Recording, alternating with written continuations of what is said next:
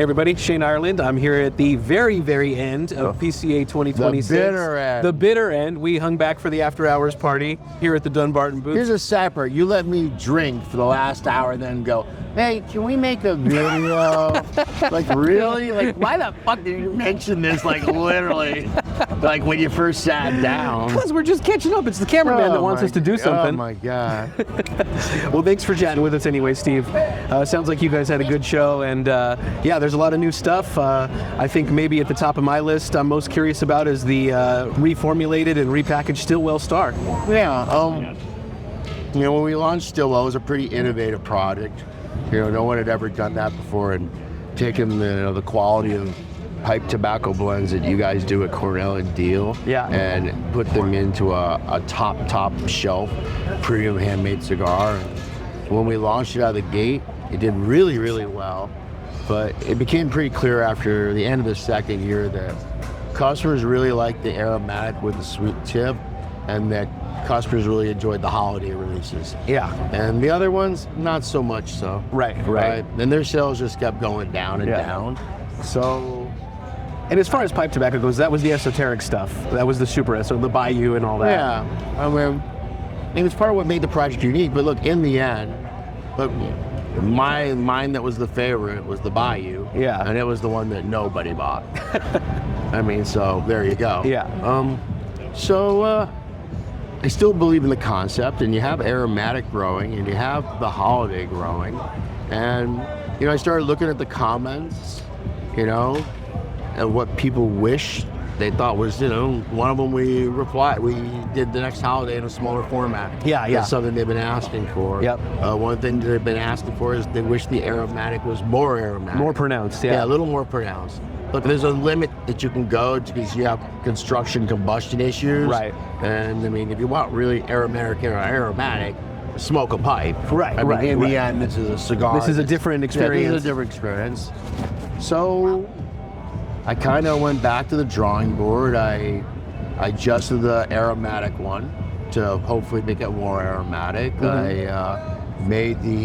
I made the smaller size that everybody wanted, kept the original, made the smaller size, took the holiday and said, oh, we'll just make the holiday blend available on the shelf all the time. Yeah. Same deal.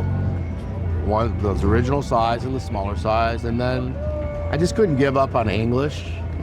So look, even though English was a commercial dog, it wasn't the worst. Right. It was a disaster. Right. But the kind of changed the cigar blend a little bit, which kind of helps to soften the pipe blend a little. Mm-hmm. Knocks a little bit of the edge off the Latakia. It's still there, but it's definitely much more of a milder English, I think. Yes. And sweet tip that one too. And honestly, that's the combination. Is like that's the money maker for me. Yeah. I mean, I don't know if it will be a money maker, but that's still look. The others are the others, and they have a track record, and I think people are gonna be very happy with them. But the English, sweet English, is a little bit out of the dark. And the other thing that I did is I totally reformulated the sweet tip. Mm-hmm. I came up with something that, we all do pretty similar things to make sweet tips. It really hasn't been much change in 30 years. But one of the things that always bothered me with sweet tips is they always got a little synthetic. Yeah. You know what I mean? At the end. And I really wanted to knock that out again. Right. So, total new formulation on that. That's the thing. I'm actually more interested in what they think of the new sweet tip. Yeah. And another thing too is I wonder if they'll notice. Notice the difference. Yeah. Will they notice the difference without me, explaining it? Yeah, getting a billboard. Reformulated all new sweet tip. Yeah, you know what I mean? Yeah. So we'll see. It'll be interesting. I hope we don't lose the people that like the aromatics and sweet. Yeah. I think these are better than any of the ones we've ever released before. Yeah. I think this is the best iteration ever. Yep. And I hope maybe some people that like total, I hate Stillwell, it sucks, that they'll dip their toe. Yeah, dip their toe, at least on the English, because the English is a really... This is a unique experience. It's a definitely unique. Even when all the Stillwells to begin with were a unique experience, this one's special. Yeah, very different. So we got some other new stuff. There's a new Yesterday Saka. Yeah. Another pretty ambitious project. Yeah. that's technically the first Culebra you guys have done. Yeah, and it'll be the last. It'll be probably. the last. Yeah. Take a Culebra. It's a novelty item. Yeah. But look, most Culebras are made with panatellas, and they're made with short fill. Right. Because it makes it easy to break. They need to be malleable. Right. Yeah. Malleable, thin range cigars. But I wanted to make an all long fill one, and I'm not the first. Davidoff's done it. Yeah. Pete, probably Old Man in the Sea. Oh yeah. Right. That was like a classic one. Yep. But I wanted to make a really nice, robust blend that burns well, holds the ash, draws well, and it's got a lot of flavor. The one thing that I ran into a little problem was the blend I wanted to use was a 40 ring gauge blend, which is way bigger than the 28 you're supposed to be using. Right. And every time you go up, it was creating so much technical difficulty that we just couldn't braid the cigars. The wrappers were cracking. Right. So I ended up using a really, really ugly broadleaf. It's like super thick and all veiny and kind of splotchy, but it's super flavorful. Yeah. So, and I always say it's, sometimes it's the ugly girls are the best in bed. This is kind of the case for this. It's really nice. And that's what ended up deciding not to put a fancy band on it. Yeah. Because we just left it real Nico rustic style. Yeah. With the twine and the whole 9 yards. It's a really, really good cigar that I think people are going to really, really enjoy smoking for the taste and for the flavor. But yeah, they're gonna hate it because it's all twisted up. It's a novelty. Yeah. That's what it is. It's something like that. I mean, share it with 3 friends, smoke all 3 yourself, whatever you do with it. Let's smoke them all at the same time. Yeah. Not supposed to, but look, I like that idea. Why not? Yeah. Yeah. The bad part about the Culebras is because of them being so thick, we have to make 4 cigars to make 1 Culebra. Right. So even for waste reasons, even when we have changed the wrapper to what we're using now, we still lose about 25% in the braid. Wow. So sadly for you, for the consumer, I'm charging you for the Phantom cigar you didn't get. Of course. The Culebra couldn't exist if we didn't do that. Right. It's all part of the deal. It is. And the other thing that I'm personally excited about is the Cosmic Corona sampler. Yeah. So, no secret, us at Smoking Pipes, both the staff and a lot of our customers, we love the small sizes. We're weird like that. Yeah. And man. So, it's just your customers might be that way. Yeah. But the reality is 90% of the retailers won't even buy a Corona. Right. Won't buy it. Just won't buy it. They won't. And when we first launched Sober Mesa, I had a Corona in it. And I learned my lesson really quick. Yeah. And I've never released a Corona in another single one of my SKUs, even though I like it. Yeah. Now, I get away weirdly with 6x48s. Right. Which that's freakish, right? Right. I mean, and I get away with 6x48s because it is my favorite size. In fact, I've even heard consumers refer to it as a Saka. Yeah. The size, like it's a Churchill, it's a Robusto. Oh, that's a Saka. Yeah. Right. It's kind of like weird. the Vitola itself. Yeah, like it's a Vitola. Yeah. But 6x48 is a weird size. But yet we have it in almost every single one of our lines, some iteration, or if it's not 6x48, it's 6 1/4 by 46. Right. We have that kind of thick Lonsdale format. Yeah. Right. And the Coronas. It's just you're just trying to sled uphill. Yeah, for sure. But what happened was 2 years ago, I did that dopey Lancero collection. Yeah. That had 10 unbanded Lanceros in it. Yeah. And they bought that. And you can't. You're like, you think selling Coronas are hard? Try selling Lanceros. Right. All right. And it was such a home run hit that we actually had to stop taking orders because we couldn't make that many Lanceros. It was crazy. So I'm like, Like, I don't do that with Lanceros. Sure. I bet I can get them to do it with Coronas.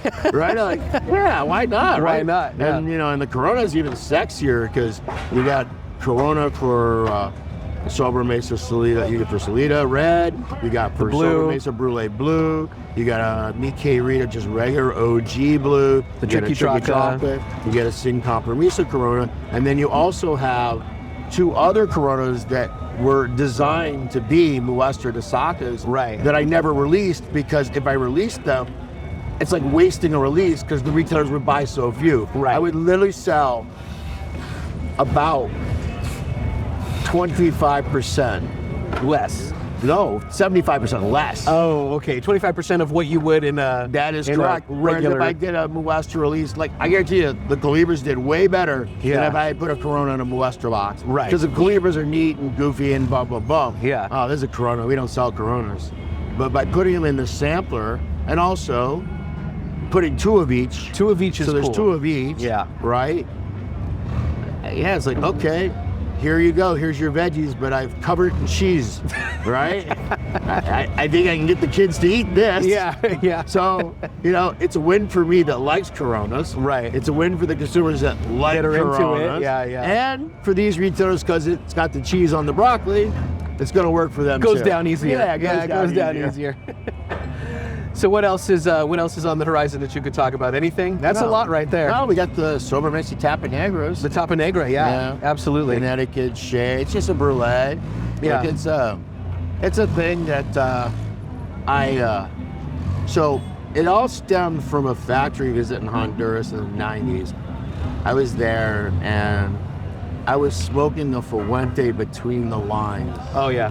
right? And Frank Inesa saw me smoking this thing, and he just like, that's so stupid, right? That's just stupid, right? I'm like, what's stupid? He goes, that's just such a gimmick. Yeah. That's like, it's just done. It's like, it does nothing, right? And it's just weird, Yeah. right?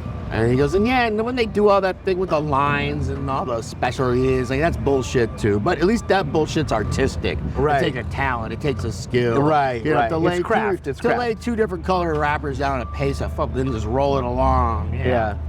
So, and he says, the only time I think you should use 2 wrappers, that it actually does something that makes sense, is when you do this Tapanegra. I'm like, Yeah. what's a Tapanegra? He says, it's where you take a really mild cigar and you just take some sort of heavy material. In his case, he said broadleaf because he was the broadleaf guy. Yeah. We take broadleaf and we put a swath of broadleaf on the head, and then when you're smoking it, you're getting your saliva, your palate's coming in contact, and you're getting the flavor of that richer, heavier tobacco, but you're still smoking a mild cigar. Yeah, yeah. Right? So it gets you more flavor. Yeah. Right? But without getting you any of the extra burn or bite. Right, right. So fast forward, I don't know, 6, 7 years.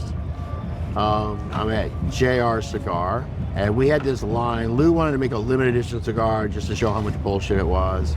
But anyway, long story short, we did a La Excepcion, the first one, Generation 1. We sold 2,000 boxes. Yeah. So then we did another 2,000 box, which was Generation 2, sold out.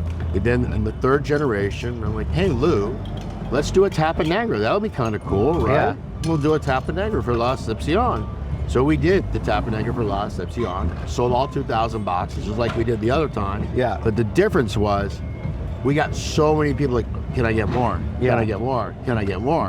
And I'm like, Lou, we're gonna make more. He goes, nope. We said it was 2,000 boxes, it's That's limited. it, yeah. So we went on to Gen 4. Gen 4 killed the brand. Because nobody wanted a new one. They just wanted that one again. So now, fast forward to when? 2008-ish? I'm president of Drew Estate. Talking to Hoya about what they can do and what they can't do and what they have, and boom, boom, boom. And look, they have the Hoya de Nicaragua Classico. It is the Connecticut blend that they have been making since the early 1970s.